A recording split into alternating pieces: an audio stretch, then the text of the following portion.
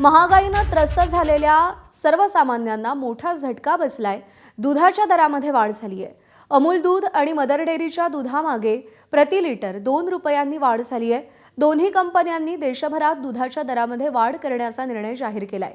तर दुसरीकडे मुंबईमध्ये सीएनजीच्या दरात 2 रुपयांची वाढ झाली आहे। त्यामुळे सीएनजीचे दर प्रति किलो 84 रुपयांवर गेलेत। मध्यरात्री 12 वाजल्यापासून सीएनजीचे नवे दर लागू होतील।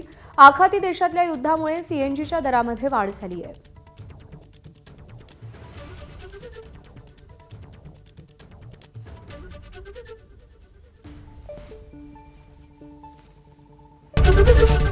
एबीपी माझा, उघडा डोळे बघा नीट।